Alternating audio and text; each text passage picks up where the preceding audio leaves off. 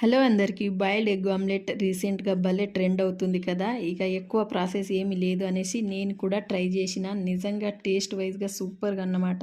ముందుగా ఒక egg boil చేసుకున్నా. ఇక 2 ఎగ్స్ అయితే మంచిగా బీట్ చేసుకొని పక్కకైతే పెట్టుకున్నా. ఇక స్టవ్ ఆన్ చేసి కడాయిలో కొంచెం ఆయిల్ ఏసి ముందుగా బాయిల్డ్ ఎగ్ వేసి, ఆ తర్వాత బీట్ చేసుకున్న 2 ఎగ్స్ అయితే వేసి, ఉప్పు, పసుపు, కారం, చిన్నగా కట్ చేసుకున్న ఆనియన్, పచ్చిమిర్చి అండ్ టమాటా, కొత్తిమీర వేసి అయితే కొంచెం సేపు వదిలేసేయాలన్నమాట. ఇక రెండో సైడ్ తిప్పేటప్పుడు కొంచెం భయం వేసింది. ఎందుకంటే చాలా వీడియోస్‌లో చెప్పింది రెండోసారి తిప్పేటప్పుడు విరిగిపోతుందనేసి చాలామంది అయితే చెప్పిరన్నమాట. ఇక నాకు కూడా భయమేసింది. ఎక్కడ విరిగిపోతదని, ఫ్లాప్ అయిపోతదనేసి అయితే అనిపించిందనమాట.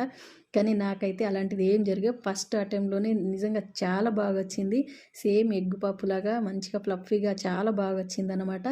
అండ్ చూస్తే చూడండి ఎగ్ పప్పు లాగానే ఉంది కదా! ఇక చాలా సింపుల్‌గా అయిపోతది. నిజంగా ఆమ్లెట్ అండ్ బాయిల్డ్ ఎగ్ ఇష్టం లేని వాళ్ళు ఎవరు ఉంటారు చెప్పండి? ఈ విధంగా సింపుల్‌గా మీరు ఈ విధంగా ట్రై చేయకుంటే ఒకసారి ట్రై చేయండి. చాలా అంటే చాలా బాగుంది. అండ్ ఈ వీడియో నచ్చితే లైక్, షేర్ అండ్ సబ్స్క్రైబ్ చేసుకోండి. బాయ్.